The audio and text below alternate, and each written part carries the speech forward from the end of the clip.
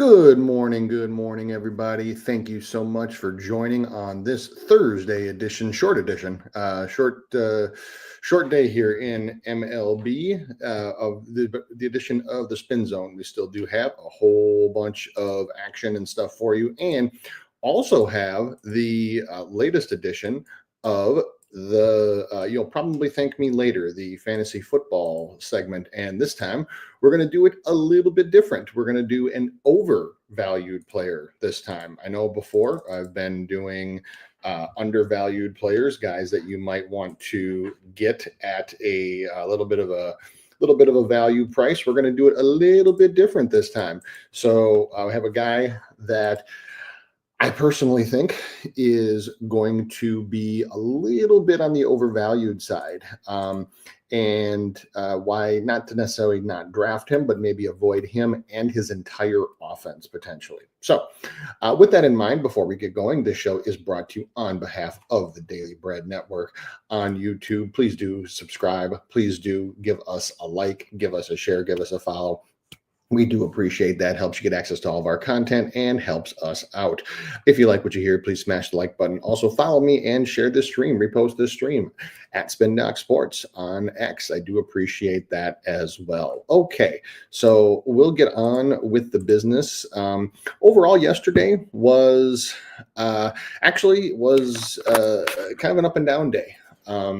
So VIP overall still rocking and rolling at plus 31.04 units, still hitting at just under 58%. That's been pretty much where we've been for the last 3 years, 56 to 58%, somewhere in that range. I would still at some point would love to get over that 60% mark for the season, but that's just more of a personal goal. Still, obviously, getting a whole bunch of money. So if you are interested at all in joining up with VIP, please do. There's a link in my bio. Please do send us a DM. Follow that link. We would love to get you in for a day, week, month.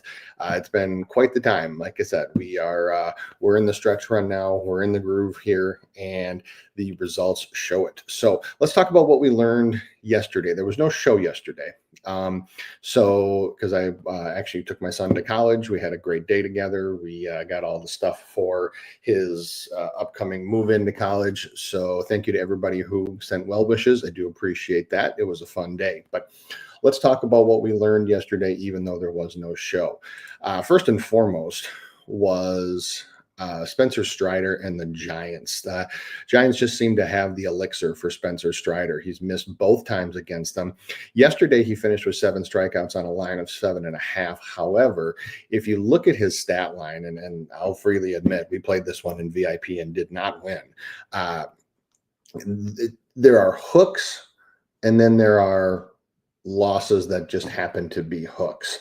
And a hook is where you're ahead or on pace the entire prop, and then something funky, something wonky happens, or it's just so close and you just can't get over, or just can't stay under the hump.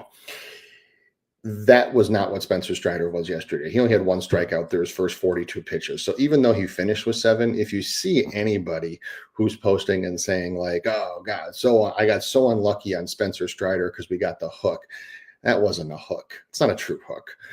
Strider struck out like 3 of his last 5 guys to get to 7. So it made the number look better. But he was never, ever really on pace to hit that one.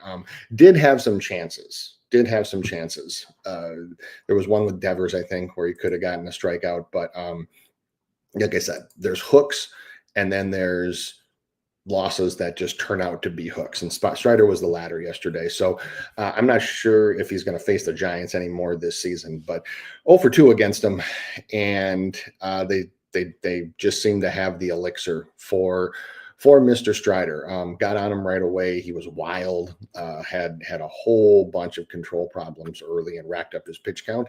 And that kind of goes back to my original point when I was talking about these sky-high lines of 7.5, 8.5 and beyond, is that literally nothing can go wrong if you want that line to hit. And unfortunately, you really can't have an inning like Strider had and hope to hit a line like that. So the other one that I wanted to talk about from yesterday, because I was going to cover him if there would have been a show. Tyler Glasnow went ballistic yesterday. He actually started pretty slow. He only had, I think, 3 strikeouts through 3 and maybe 4 through 4. And just at the very, very end of his start, because he did throw 106 pitches, which is a point I want to come back to. I just went absolutely insane, striking out the world, finished with 12 spot. So absolutely dominating performance. Now, with Tyler Glasnow, the headline here to me isn't the fact that he had 12 strikeouts. To me, the headline is the fact that he threw 106 pitches, because that's his highest pitch total by far in a long time this year. So I think that you can consider Tyler Glasnow fully back. And I think that now, whereas before when they were bringing him back from injury, there were pitch count concerns. We call it in VIP getting quote unquote daved, where a guy is just humming along and then inexplicably Dave comes out or Dave pulls him because of analytics, because of a plan that they have kept secret. The phrase we coined in VIP is to get daved. Now, doesn't look like Glasnow's going to get daved here, especially because there are so many injuries all around that staff, and the Dodgers do need starters to eat up innings here heading into the stretch run. So Glasnow, 106 pitches in 7 innings. That would be the headline. I think you can count on him, provided there's no injury setbacks or anything, for full starts pretty much every time that he goes from here on out, because the Dodgers do need starters to eat up innings. Elsewhere, Jesus Luzardo is another one I wanted to talk about. It was kind of the Jesus Luzardo experience yesterday. We did not play him in VIP. That was going to be the other guy that I was going to talk about on the show. But I mean, racked up strikeouts early, had 5 strikeouts through 3 through his first 35 pitches, and then finished with 7. And the problem was the same for Luzardo has been all year, is that starts off hot and then just starts hanging breaking balls, which he did, and the Red Sox took full advantage and ended up winning the game in extra innings. So the prop cashed, but the bigger concern here is that Luzardo was near perfect through the first few innings, or first 4 innings actually, and then in the 5th just got absolutely torched. And that's something that has plagued him this season, is he has these blow up innings where he's wild, he can't stay under control, and then to make up for it, he tries to Superman his way through it by just rearing back and throwing a fastball. The problem becomes is that Jesus Luzardo's fastball is a decent fastball at 97, can touch 98, but he's not a guy that's going to be able to Tarek Skubal you and just rear back and throw 100 and just blow it by you. Guys at this level can hit 96 to 97.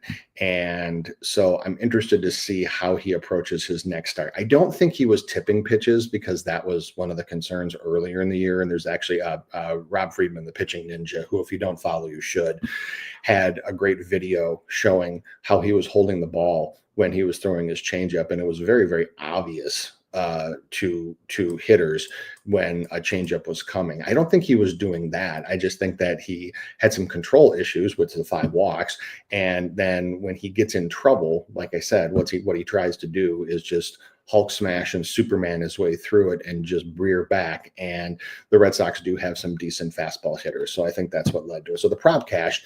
The problem then becomes is that what is going to happen when you get a team that is going to be able to hit fastballs like that and isn't going to have the high strikeout potential early as the Red Sox did. So Jesus Luzardo, I mean, I'm certainly looking at overs every time he pitches. However, if it's against a good fastball hitting team and against a team that can be at least a little patient, I don't know. We'll have to see. But that's kind of the business and everything from yesterday. Let's go through the chat. Let's say hi to everybody up in here.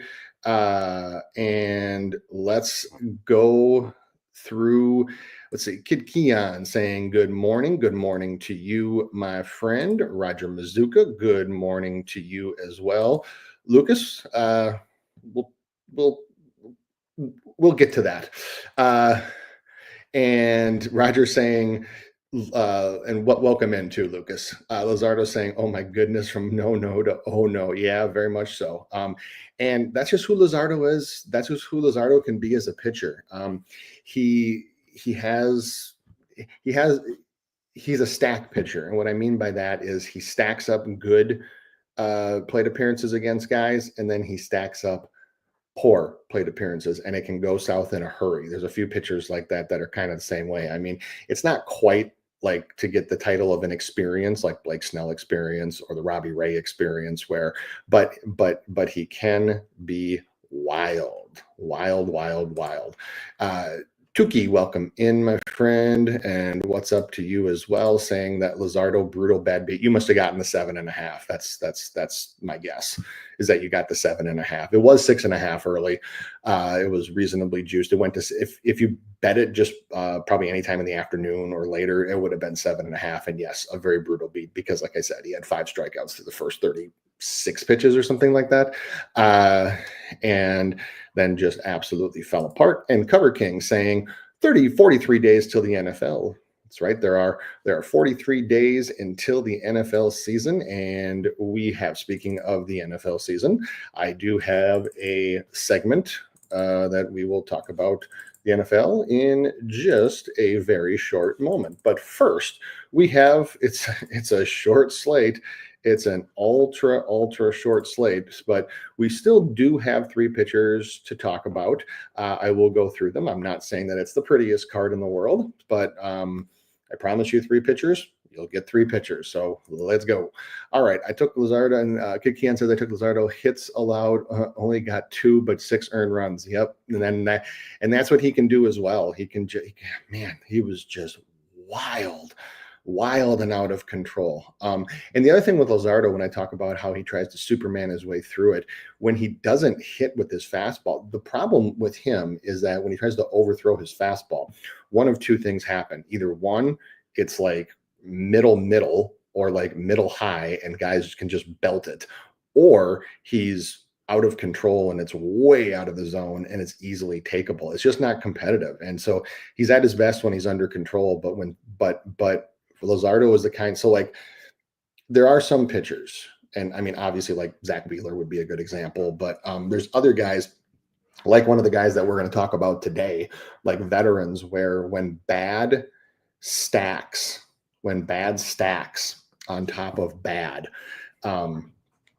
they can control themselves and they go into, let me just get out of this inning, let me get back to the dugout, let me reset myself and come back out fresh the next inning, save the start, right? So yeah, okay, I give up a few home runs, I walked a few guys, whatever, but save the start is the mentality.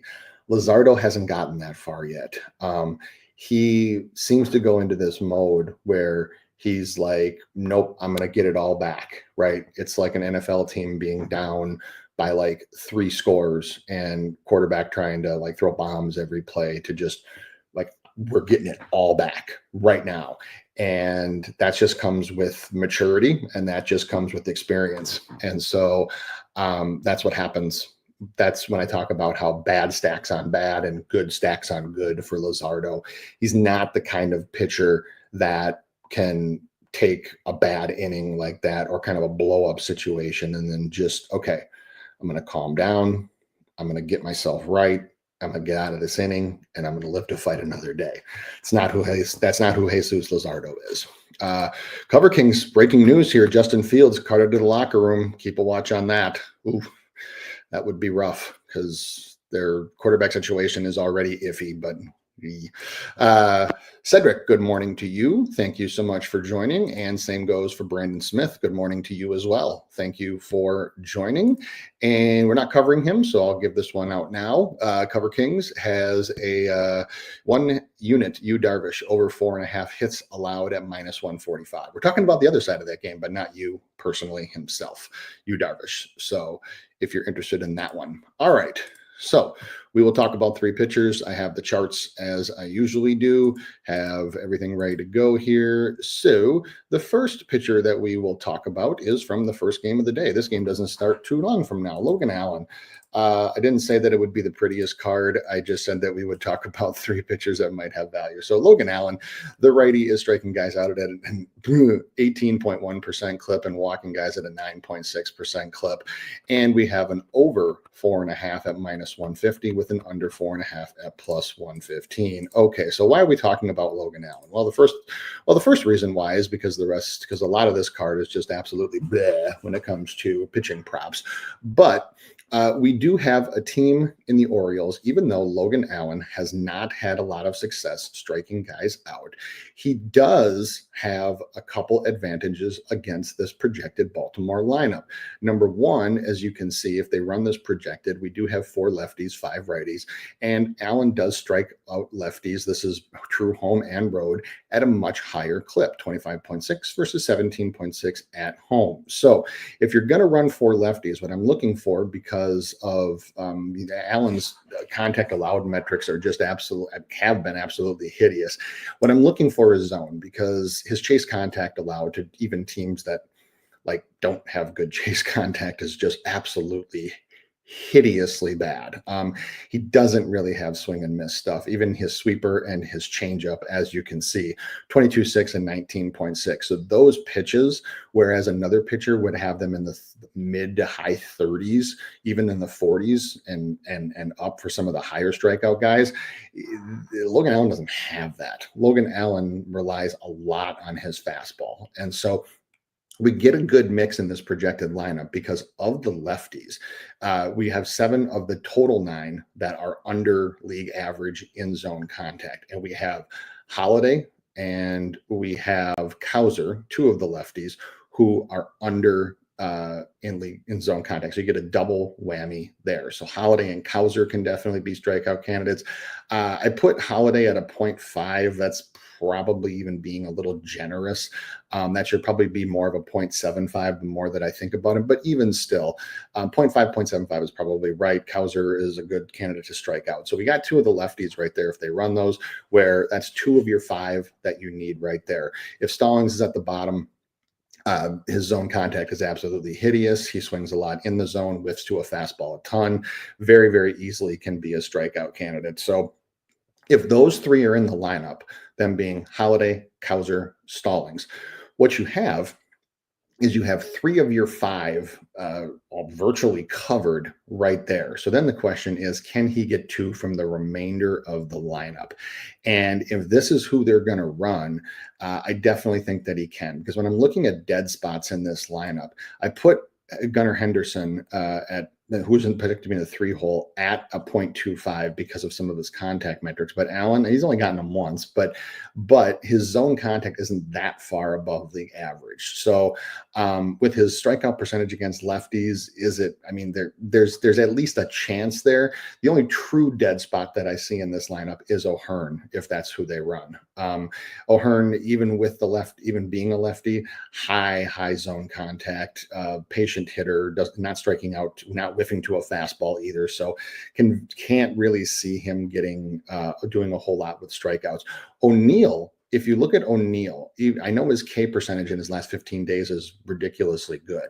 However, he does have a decent whiff percentage to a fastball. He's got horrible zone contact. He's got all of the things that you look for when you're trying to see, is this a guy Logan Allen can strike out?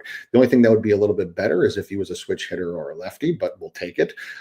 So I think that there's another potential strikeout too. So you look at all of these at least 50% or higher, and you have 7 of the 9 guys who I think have a 50% chance or more to strike out. And what that adds up with to me is, if this is the lineup that they're going to run, I can buy an over on Logan Allen. Now, the ones that I would prefer not to have, I would prefer no O'Hearn. Problem is, as a lefty, you're probably going to get him. I would prefer to have Holiday for sure.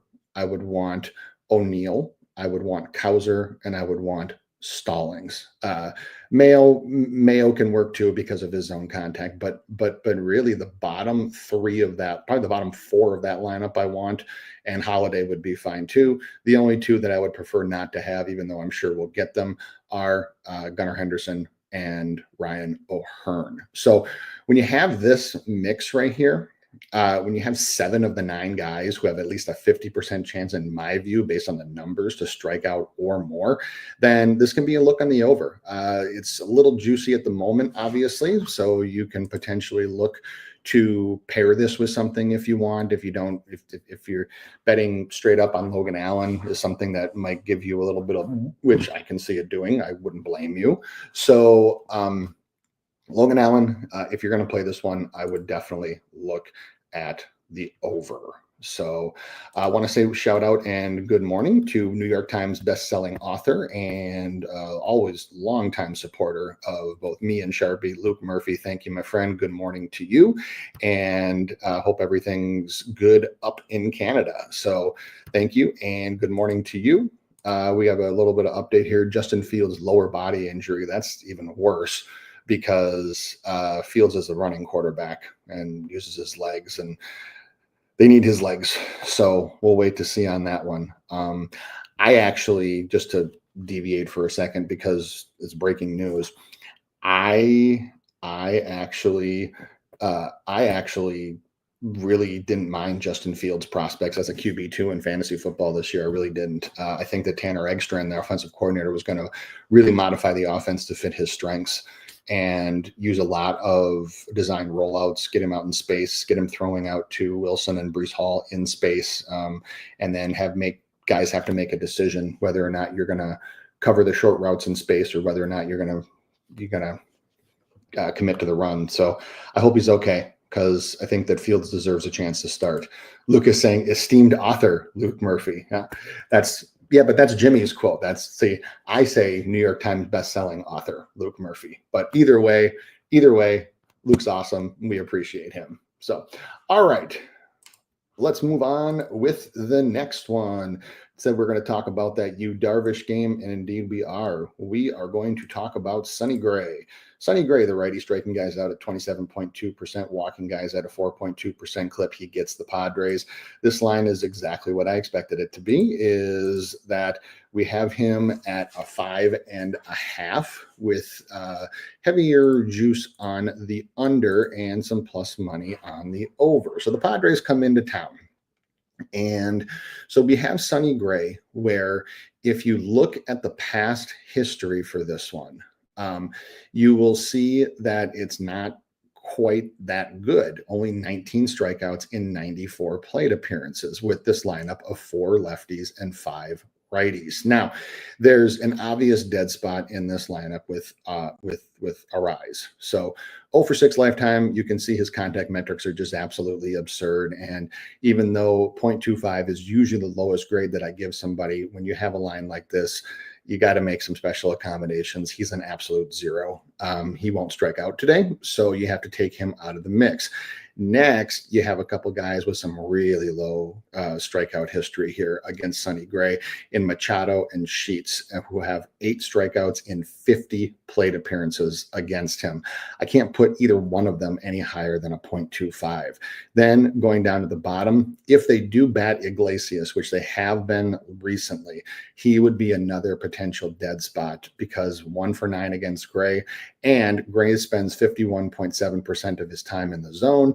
And also, Iglesias has elite zone contact. With Sonny Gray, it's always, do you chase and do you make chase contact? Because you can see at the very, very bottom, on the very bottom line, is what Sonny Gray allows. His zone contact allowed is over 4%, or almost 4% higher than league average, but his chase contact is almost 11% under league average. So it's always chase with Sonny Gray, because his sweeper and his curve, even though he can't throw overpowering fastballs anymore, it's kind of like the Jack Flaherty thing that I usually use, is that will they chase and will they make contact when they do? So with this Padres team, the guys that chase are Arise, who makes elite contact and has never struck out against Gray.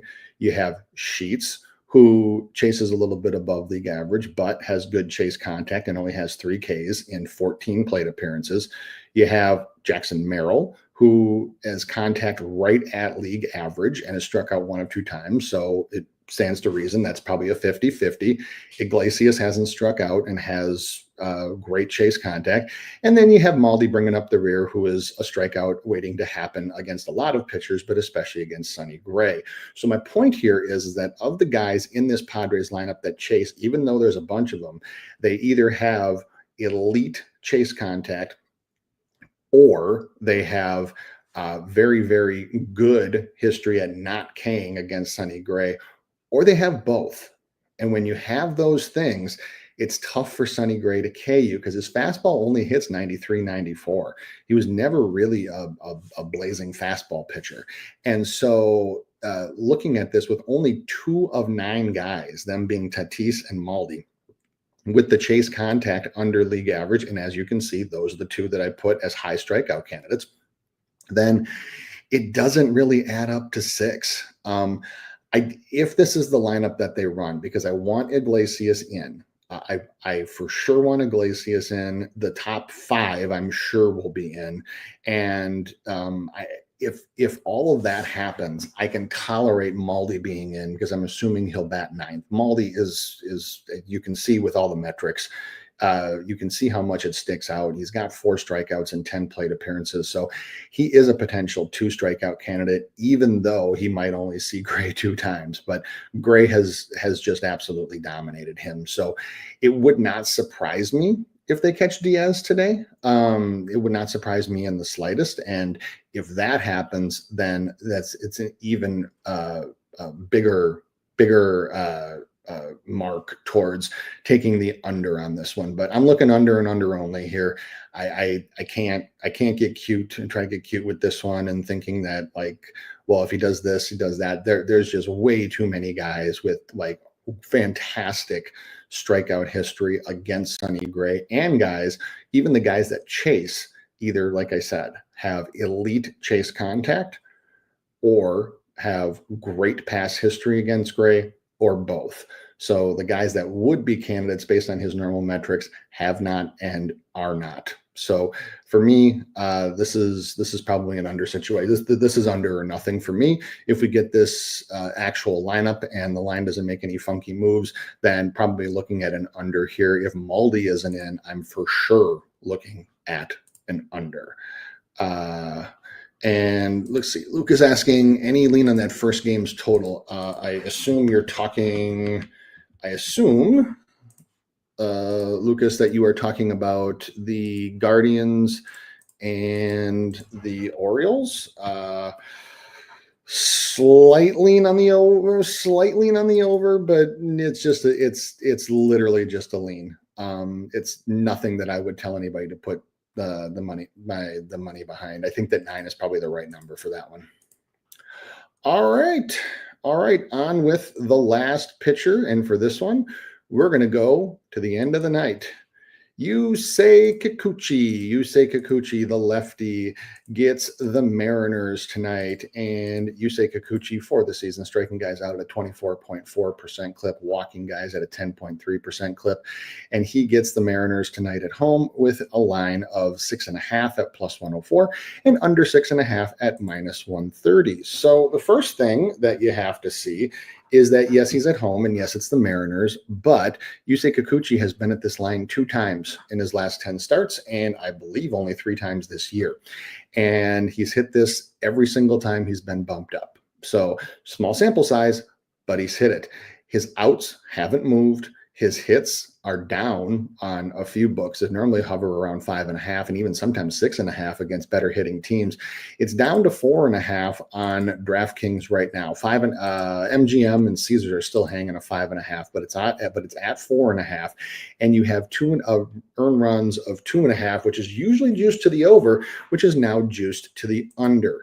So the line is telling me that Kikuchi is going to have a decent start. Now, as I said, whenever he's been bumped bumped up. He's in his last 10 starts, he's been bumped up to a 6.5 2 times against Philly on the 19th when he had 8, and June 25th against Boston at home where he had 12. So when they bump him up, he's done good. Now, the math seems to match up with this one as well because of this Mariners lineup, which is projected for 2 lefties and 7 righties, is that Kikuchi does spend a lot of time in the zone, 52.9%, and he allows zone contact almost a 1% under league average. So the way to get the Mariners from a strikeout perspective has always been pitches in the zone because of their projected lineup, they have 6 of the 9 that do have zone contact under league average. What you also have is you have half the lineup, 5 or 6 actually, if you count Solano, that swing below or at or below league average. So they're taking pitches. Now, last piece of evidence that I wanted to refer to was if you go over to look at the K percentage when the pitcher gets ahead, Kikuchi has a huge discrepancy. I mean, a lot of pitchers have like 20%, 18 to 20% discrepancy when they get ahead versus when they get behind.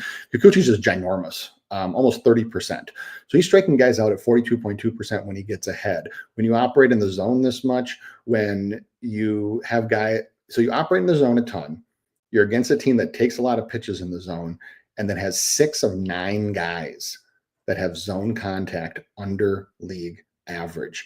What that leads to, from my perspective, is a lot of potential for strikeouts.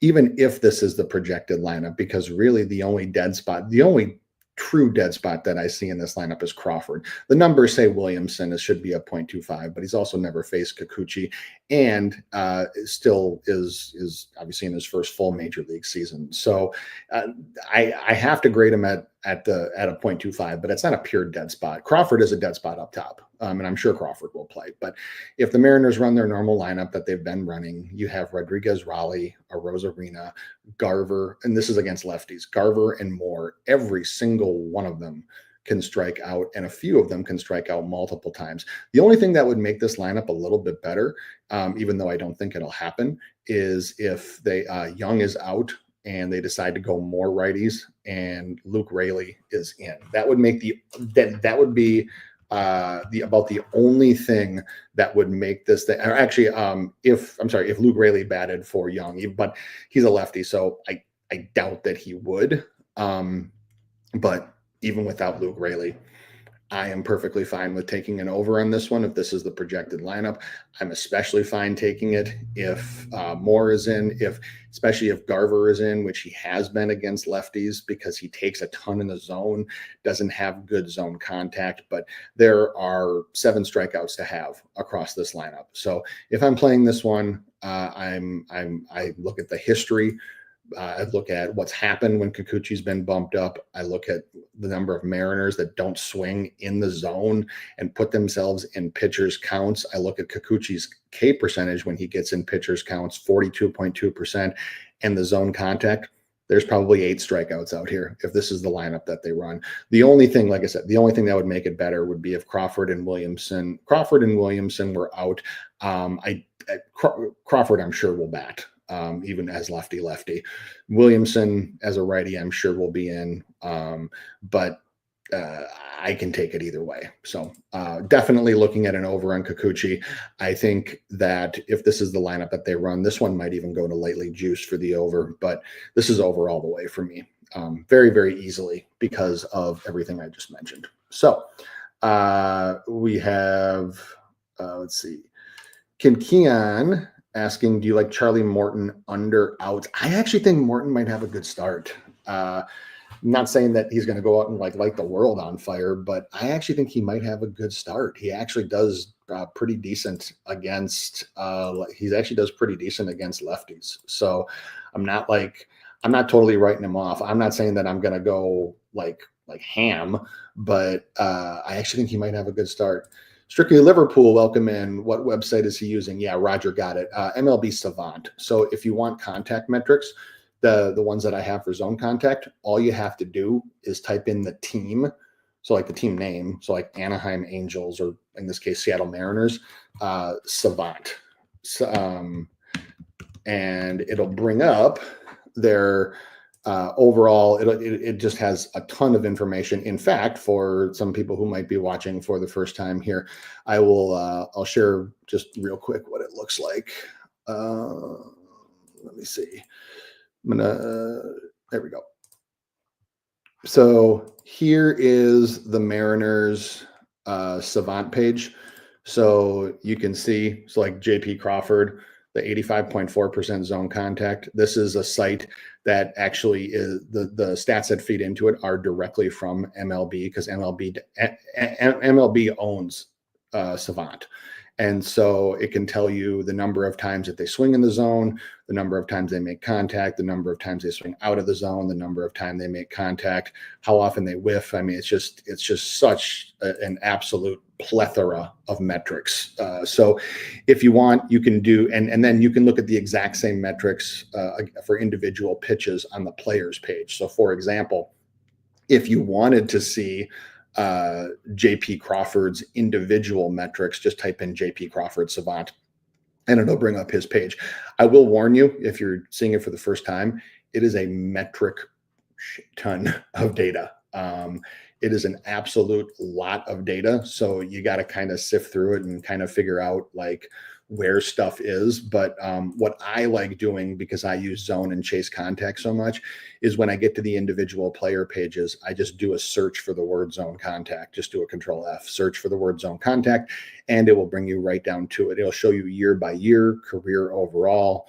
It's just, and actually for a lot of the individual pitches that you see metrics for, what's really cool about it is there's a lot of them where if you click on the pitches, it'll actually show you video of that, like literally that pitch that they're talking about. So it'll say, hey, JP Crawford fouled a sinker off on a 1-2 count in early June to this pitcher.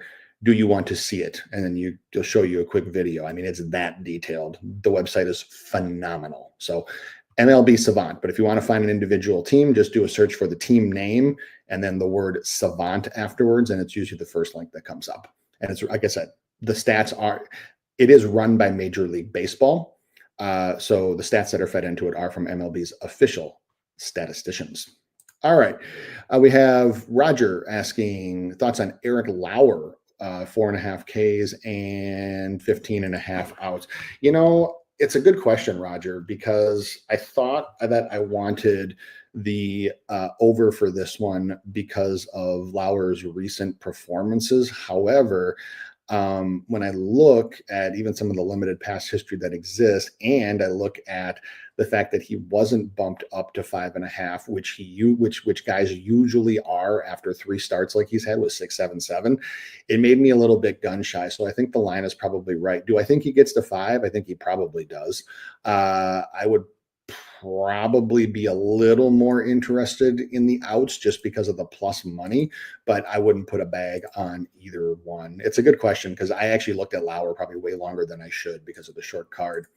And Lauderdale Owens, good morning to you and welcome to you as well. When you get a chance, thoughts on Luis Severino over 17.5 outs. I actually like that look. I really do. I actually think that Severino could have a decent start tonight. There's a lot of things in this line. He has very, very poor strikeout history against this team. He has, to the tune of 15 strikeouts and 84 plate appearances. There's a couple guys that have hit him pretty well, and the Astros are just so banged up right now that I think that there's a situation where Severino actually might have a good start. So I'm not super high on the under outs for this one. What I think might work a little bit better is the under hits at 5.5. Like I said, I'm going to read a little bit more into the line, especially the strikeout line, because I actually might be interested in that one. But I actually think that Severino might have a good start. I really do. So we shall see. All right. So Biz posted this stream. Thank you, Biz. Appreciate you. Thank you for being here. And Kid Keon asking, good question. It's a great question. What determines high or low zone contact? So what I do on the charts that you see is I put it on a color spectrum formatting, which what that means is that it shows the lowest values in red and the highest values in green. It's more for comparison. And then at the very bottom, I put MLB average. If you want a quick way to do it, what I would do is if you go to whatever the team name is and Savant, and you go to that zone contact and chase contact and whatever, what look at, compare it to MLB average. So, and this is just what I do. I just look at like what percent above or below MLB average are they, and how many pitches have they seen, because it'll tell you that as well. So like if you see a guy, it'll be like 20% zone contact. Oh my God, this guy's horrible, but he's only seen like 30 pitches. Then go to his individual Savant page and look at what his career numbers are, because chances are he might have just been in bad situations. He might have just been acclimating to the team, whatever. But always compare to MLB average. Normally anything 2 to 3% above or below average is considered like decent or below average. It like anything within 3% is probably like is fine. Like you can consider that just average. It's when you start getting into the 3%, you're like, okay, that's something to look at. Anything 5-7% or more is significant. 10% is extremely significant. So like, for example, you have zone contact, MLB average is 82.6%, and you have Luis Ariz at 95. I mean, that's like 13% over MLB average is ridiculous. That's ridiculously good, but that's the exception, not the rule. So, but like for me, so I can see it. I'm a visual guy. So what I do is I format my Excel sheets and my pivot tables and everything, where when I enter the data in, it puts it on a color spectrum. So basically the lowest values are listed in red or shades of red, and then it goes on an escalating scale up to where light green are ones that are the higher values, and then deep green is the highest value. But if you want a just quick way to do it, I would compare it to MLB average is right underneath the player's stats. So it'll always say MLB average, and so you always want to just look at what is it compared to MLB average. Luke Murphy saying, I heard Severino's on a trading block, so not sure if they will let him go. They might, I mean, or they might let him go to showcase him if they have a couple potential deals in the works. We will see how that line modifies throughout the day, but that's a great point. And for those of you thinking about Severino, I would check to see where the latest is. Like, are they dealing him? Are they not dealing him? Do they have a deal in place? Because it could be they have a couple suitors and they want to try to up his trade value, so they're going to let him start and showcase him. But as Luke said, if they do have a deal potentially in place, then it's probably then he may not go, or he may not even go more than 3 or 4 innings. So we'll see. Circuit Liverpool says, "Give us your 5 favorite dingers." If anybody else in the chat has good home run props, please do post them for Strictly Liverpool. I try to stay in my own lane, and I don't normally do home run props. So if anybody does have a good one, I would love to hear it. What I can tell you though is if you want guys that have hit multiple home runs off the pitcher they're facing today, Nolan Arenado has hit 3 in 24 plate appearances off of Darvish. Yanni Diaz has 2 in 10 plate appearances off of Severino. Arozarena has 2 in 25. That's not that great though, against Kikuchi. And you have Manny Machado, who has also hit multiple home runs off of Sonny Gray. So that's just really super quick and dirty. But like I said, no. Yep, totally understand Strictly Liverpool, and I really appreciate you joining. But that's what I'm saying, is that if there's anybody in the chat that does have a home run prop that they like, please do post it in there. We would all love to see it. Okay, cool. All right, well, let's get into the fantasy football part of this show. You'll probably thank me later. And so for those that don't know, for as much as I play MLB and MLB props, I play fantasy even more. And I've been playing in high dollar fantasy leagues, dynasty, auction, redraft, salary cap, the whole shebang for the better part of almost 25 years now. And fantasy football is where I discovered my passion for sports stats. It's where my passion still lies. And what I've been doing, there have been three guys that I've talked about so far that I think are super undervalued, have potential sleeper value. And those guys, if you missed those shows, they're on the Daily Bread Network YouTube page, but you can go back and look. It's every Thursday I've been doing it. It's Bashil Tutin, rookie running back for the Jags, Bryce Young, the quarterback for the Panthers, and Josh Downs, the receiver for the Colts. Now I'm going to go three the other way, and I'm going to go three guys who I'm not telling you not to draft, but I think that they'll be overvalued in drafts. And the reason why is a couple fold. Number one, just like you have a lot of bettors that I call trendies that use trends because, he hit this in 5 or 6 of his past 7, so he must hit this today. You have a lot of fantasy football publications, especially the ESPN free ranking sheets, especially the magazine drafters, especially people that just print a free stat sheet on draft. And there's nothing wrong with that. Because not everybody's as deep as it into as I am. But I'm trying to warn you about guys who might be pimped and touted and oh, wow, this guy's a guy you got to go get and might underperform for his value. So I'm not saying don't draft this player. What I'm saying is that at where he's projected to be going in drafts, I'm not sure you're going to get the production from what you need. So maybe you pass on him at where he would normally go. And you think, okay, maybe I'll take a guy with a little more upside because I don't think this guy has a lot of upside, which really sucks because I love him. And he was on a couple of my teams last year, and he had a breakout year last year. I actually hate his entire offense, and I'll explain why in just a moment. So the guy that I am talking about and keep in mind, it pains me to do this because I love this kid. I'm talking about Jackson Smith-Njigba. And here's why I think that he will be overvalued. So first thing is that he's coming off of a breakout year. Normally when guys are coming off of a breakout year, ranking sheets, magazine projections, etc., are based on last year's stats or last couple of years' stats. Smith-Njigba has improved his catches and his yards each year in the NFL. He's also improved his standing among fantasy wide receivers each year in the NFL.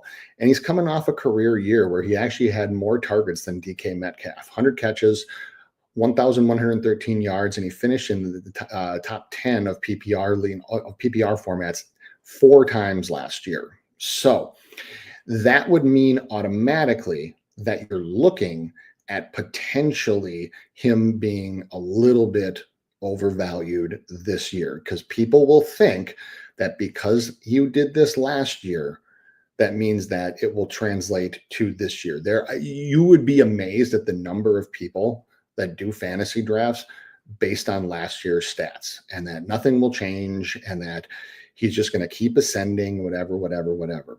Well, my friends, everything has changed in Seattle. And I mean everything. First thing is Cooper Kupp has arrived. Cooper Kupp is a slot receiver. Cooper Kupp doesn't play on the outside. Even if he does, he's going to get some time in the slot. JSN ran 83.6% of his routes in the slot last year. So all those catches, all those yards, all those stud moves that he made, he did it from the slot. He also played the majority of his college career in the slot. He's not used to playing the outside. Is he talented enough to do it? Of course he is. But he has a brand new role that he's going to have to play this year because DK Metcalf is gone, because Tyler Lockett is gone. Those guys were outside receivers. Cooper Kupp is not. Cooper Kupp is a slot receiver. The other receivers they have even behind him, most of them are outside receivers. And so, a couple of them are slot guys. So he's going to have to move to the outside for a little bit. You also have a new quarterback with Sam Darnold. Now, you saw what Sam Darnold did in Minnesota last year. However, who's not in Seattle? Kevin O'Connell. And Kevin O'Connell has been the quarterback whisperer and have gotten incredible performance out of some mediocre quarterbacks, Sam Darnold being one of them. Look at Sam Darnold's stats every place else except for most of the regular season under Kevin O'Connell. Now, he also has a new offensive coordinator in Clint Kubiak. Now, Clint Kubiak worked with Sam Darnold in Minnesota for a few years.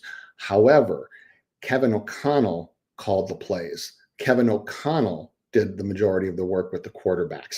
Clint Kubiak has not. Clint Kubiak has not had a whole lot of success when he's been running the show for quarterbacks. And so you have an unproven quarterback who had a good year and parlayed it into a nice contract. So good for Sam Darnold. And I'm from Minnesota, even though I'm a Bucs fan. I'm from Minnesota, so I like Sam Darnold, and I like the moxie that he plays with. I like the grit that he plays with, but he's just an average NFL quarterback. And now he gets an average coordinator and no QB whisperer behind him, and he gets a much, much worse cast. Now, the next thing, and this might be the most important thing, is that in Minnesota, the Vikings have had a top 5 PFF graded offensive line, Pro Football Focus offensive line over the last 3 seasons.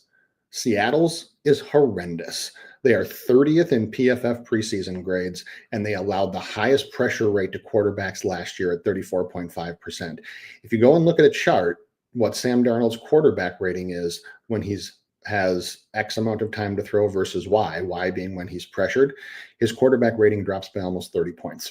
You saw what happened when the Rams brought the heat in the playoffs, and everybody was saying Sam Darnold's costing himself money, and the real Sam Darnold has been exposed, and blah blah blah blah blah blah blah blah blah.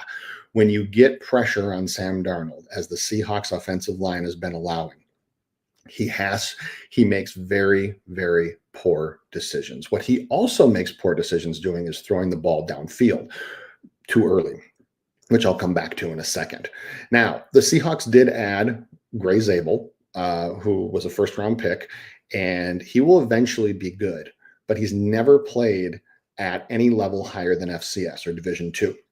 So he needs time to get acclimated to the speed and the size of the NFL, because he went out and dominated D2. And even still, that's the only change that they made to an offensive line that was near dead last year in pressure rate, in sack rate, in blocking grades, everything. The offensive line is terrible. And the only offensive line that I think might be worse this year is Houston's. So the other thing is you look at the projected scheme. So when I look at a guy who's either going to come back to earth or who's going to break out in fantasy, I always look at system, scheme, opportunity. Now, will JSN get the targets? I'm sure he'll get targets. I'm sure he'll be the top targeted receiver there, unless they decide to throw a bunch of short stuff in the slot to Cooper Kupp, and Cooper Kupp takes over the role that JSN had last year, but it's a new offense. Now, Clint Kubiak's offenses in New Orleans were 16th and 19th in pass attempts when he called the plays. And this is why the point that I want to come back to is that I talked about how Kubiak did work with Sam Darnold in Minnesota, but he didn't call plays. Or when he did, Kevin O'Connell had veto power. So when Clint Kubiak was running the show himself, his Saints teams were 16th and 19th in pass attempts. The Seahawks last year were top 5. Now, part of that was because their defense was poor too, and they were behind. Point being is that Kubiak has already preached a balance on offense, which means less passes, putting less on Darnold, which means less targets for JSN. Now, I said I'm going to come back to when Darnold throws the ball downfield too early under pressure. 65% of JSN's targets last year were within 10 yards. This guy is absolutely elite at catching the ball, turning on a dime, making moves, operating in space, etc. You can't do that if your quarterback's chucking the ball when he's like under pressure, etc. And there were too many times last year, because even though I'm a Bucks fan, we live in Minnesota, your whole family's Vikings fans, you watch a lot of the Vikings, is that Justin Jefferson and Jordan Addison, TJ Hawkinson, all of their routes were just completely butchered by Darnold throwing the ball too early and throwing it at their knees at like way up high. So they had to come up and get it and couldn't operate in space. JSN needs to operate in space because he is so shifty. He's so athletic. And if you have a quarterback that's not going to allow him to do that, it's not going to be a good thing. So in closing, am I saying don't draft JSN? No, I'm not. What I'm saying is that he's probably going to go in wide receiver 2 territory. He's actually probably going to go in low end wide receiver 1 territory. And so like in that area, to get some receivers who are probably going to be drafted around the same time that he is you're probably going to see guys like DJ Moore drafted around the same time as he is. I'd rather have DJ Moore.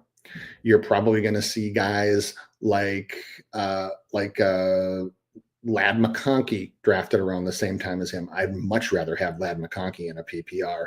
You're probably going to see guys, this is assuming that they get a contract done, he gets back in camp.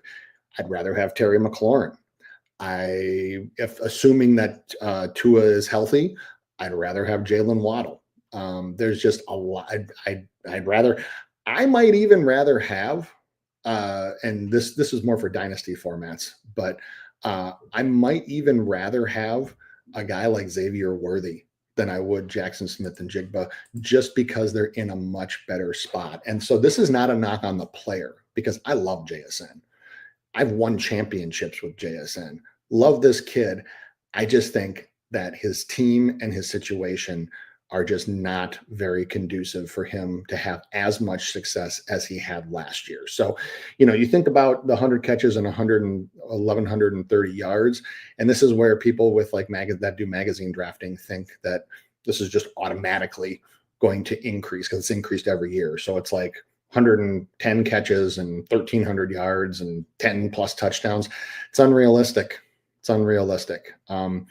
Because keep in mind, one of the bullet points there, 4 top 10 PPR finishes. He also had 5 games during the year where he was wide receiver 40 or below when it comes to stat line. So it was boomer bust, and this year the system projects for a lot more bust. So if you can get him as your wide receiver 3 in a PPR league, I love it a lot. If you can get him as a wide receiver 2 and your running backs are stacked and you have a solid tight end, I don't mind it.